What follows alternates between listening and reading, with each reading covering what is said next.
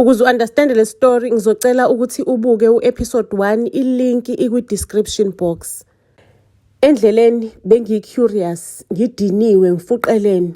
Ngifuna ukuyobona le ndawo eveza ukuthi imoto kama nosisi wami omdala uRihanna ihlezi ziya kulo location. Ngiyafuqelana ke I am driving engqondweni yami kudlala amazwi omuntu wami umfazi wami engitshela ukuthi labantu bakini ba up to something. uRihanna usebenzisa uma wakho uyamcontroller, uyena omenza ukuthi enze izinto akufihlele izinto. They are up to something. Umthetho wabo bafuna ukuthi badle imali yecompany bakushiyele ngaphandle ungazi lutho.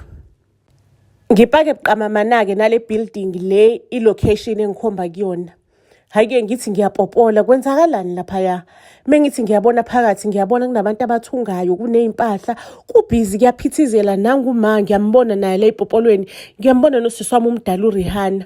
Ngicela ukukutshela ukuthi ngangena khona ke sengidiniwe ngifa. Hayibo Jesu Maria mengena phakathi. Hayi inkampani ivuthiwe, inkampani iphelele kuneyimpahla lana kugcwele uyabona ukuthi they are working on something, kunento abayiphekayo. They are cooking something. Mina le engazi lutho ngayo, ngi-member of this family. Uyabona inkampani ivuthiwe. Ngavela nengahluleka ukuyibamba ngasikhihla isililo. Ngahayiza. Lapho uma banoRihanna bahleli lapha ehlalweni bapholile the time ingena. Basukume bame ngeenyawo uRihanna aqale ukuqhoza swakhona. Hayi siswami singachaza singaku-explainela ukuthi kwenzakalani lana. Bengasiyona inhloso yethu sikufihlele, sinezathu sokuthi sikufihlele. Ngivelane ngihluleke ukuyibamba ngiblaste ngithi umfazi wami bengaqinisile ukuthi nina nifuna ukuthi nithathe iempire yakoMkhize, nifuna ukuthi iMkhize empire nithathe nina ngokwenu idliwe yinina nodwa. Ubeqinisile ukuthi wena Rihanna ucontrol uma is so hypnotized ngawa sakwasho nokuyithathela izinqumo ezisile ngenxa ukuthi umqhuba ngedolo. Bengazi ukuthi imndeni wami ngangiphendukela kanje. Aqhubeke kuRihanna athi njengoba dengishilo sisi wami ukuthi bengasiyona inhloso yethu ukuthi sikufihlele, inkinga ukuthi lo mfazi wakho lo shade naye enilobolene naye uyena oconfuse izinto. Ulekuhlebela amagama angalunganga endlebeni. Uyazi ukuthi yona lo mfazi wakho unendoda ujola nendoda umithi nje ngikhuluma. Avelane usine athi yabona ke leyo nto leyo wangitshela umfazi wami akamithi. Abazali bakhe wangixoxela ukuthi abazali bakhe bafika lapha ekhaya beloku bebuza ukuthi waye engathola abantwana waze waqamba amanga wathi sibhizi ngeprocess ye-in vitro. So wafika ne pregnancy test evele yomuntu opregnant ivele obakhombisa bona wathi uyitestile usepositive vele usekhulelwe.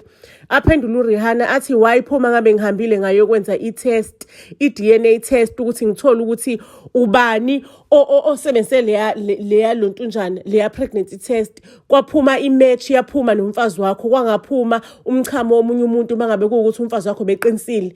Aqhubeka usine udiniwe usine athi vele ngiqhubeke kumina usine kahle ngidiniwe ngisho ukuthi vele umfazi wami washo ukuthi wachamela kuyona kodwa phezulu kwento ebekade vele si-positive. Ubekanazi vele ukuthi nizoyitesta kanti wena you are spying, uvundulula imigqomo yethu usuhlele emhlane njengamagqozo. Angeneleleke noma athi mntanami lalela lana lo mfazi wakho lo uzama ukusiqhatha, uzama ukusixabanisa. Angisho uyazi ukuthi i-contract yethu izophela within a year. Lento bekumele siyigcine imfihlo ukuze ingaphumi ngale emphakathini. Sithi mase sithi siyaqala ukuthi si-advertise, siqala ukukhipha i-strategy sethu, indaba isigcwele umphakathi wonke. Mntanami yona ndlela le yokuthi siphume kubona konke lokuhlupheka esizokuhlupheka if i-contract yethu isikhanseliwe. Sithatha i-step forward mntanami, salwela ongokwethu, salwela i-empire yakoMkhize. Lapho ngidiniwe-ke ngiyafuthelana ngithi nisithathaphi isibindi sokuthi nikhiphe imali yakoMkhize niyovula i-empire enye eceleni.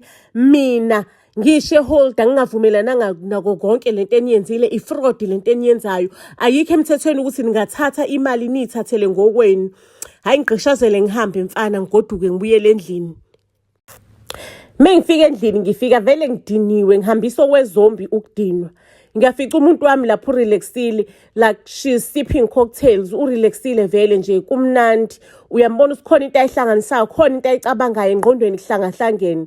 Ngithi baby kwenze njani waphuza kangaka? Athi ngimine engabe ngibuza wena ukuthi wadinwa kangaka kwenze njani. Ngithi angeke uzukholweke, angeke uzukholwe labantu lo muntu ongizalayo nalo muntu engizalwa naye.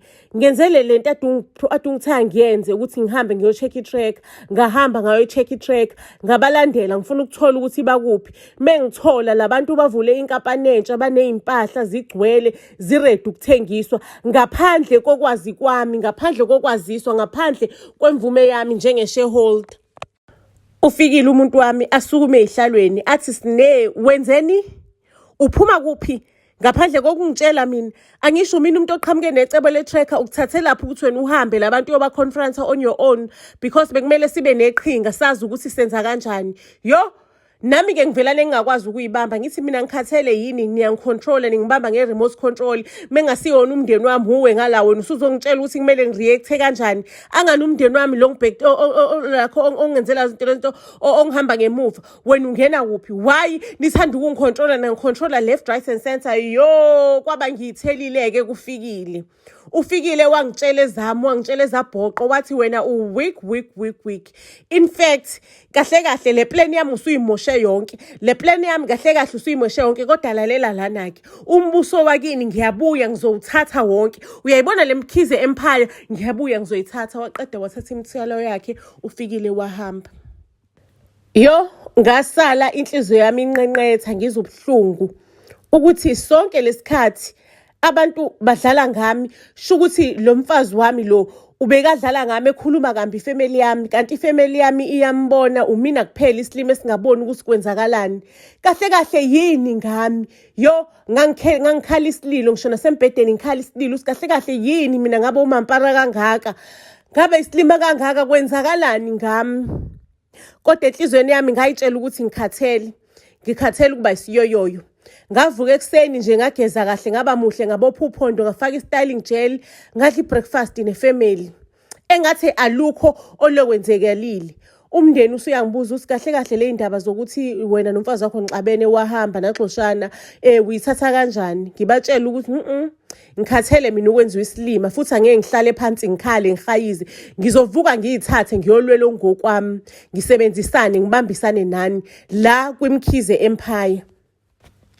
Sifike-ke ofisini sonke sesifikile sisema ofisini ethu siyasebenza senza into ezize ngayo. Nami vele sengiyazi ukuthi kwenzakalani, ngibhizi ngama-designs, ngibhizi like I'm trying to put input kule nto le abayivulile eceleni yey'mpahla zokuthi sifake iy'mpahla zethu ey'tolo sigqokise ama-celebrity nokuthi nje sitrend nje in general. Hayi-ke angeke uzukholweke. Ufikile unesibindi, sibona ngofikile qhwayi uyangena lapha e-ofisini lethu. Hayi-ke futhi ufikile mekangena ubiza umhlangano ophuthumayo uthi one of the board members icela umeeting ophuthumayo. Hayi-ke sihlaleke phansi sesilinde umeeting kafikile. Sesihleli sonke silinde ukuzwa ukuthi ufikile usithathaphi isibindi esinengingila esinethambo phakathi ukuthi azosibiza kulo meeting. Hayi kufikile kaqale athi lalelani lana-ke wemndeni wemkhize Empire. Nami nginama-shares. Niyabona u-25% kaSine. Uhalf walo ma-shares lawo. Uhalf wami. Angisho mina noSine silobolene sinema-proof iy'ncwadi zamalobolo. So lalelani lana-ke. Kulo 25% wethu mina noSine.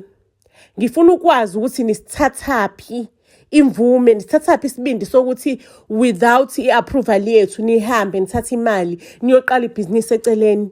Futhi sengitholile ukuthi leli bhizinisi anilibhalanga ngomkhize Empire, nilibhase ngomlenzana. Umlenzana ubhuti kama nje engqondweni akekho right ukhaliphana. Hayi-ke adini ufikile athi lalelani lana-ke ngizocela i-explanation as umuntu oyiphathi oyingxenye yalo nkampani. URihanna phendule athi ngoba ngiyabona afikile ngathi uze ngempi, uze kambi. Thina-ke lekhaya sine-legal team. Uyabona lo ze ngayo. Sizoxhumanisa ne-legal team udile nayo via i-legal team. not in any appointment la ekhaya wena o-appointiwe ukuthi usuyi-board member. So sizocela ukuthi ulandele ezaka-legal ukuze lento yakhe isotheke. Thina asinayo i-answer ey'ntweni zezinto ze-local. So do not talk to us, talk to our lawyer. Buzz SA to all social media platforms. Episode 3 uyalandela. Okwamanje sicela nje ukuthi usifollowishe to all social media platforms, on our YouTube channel Buzz SA, on Instagram Buzz SA_, on Facebook Buzz SA. Siyanthanda kakhulu.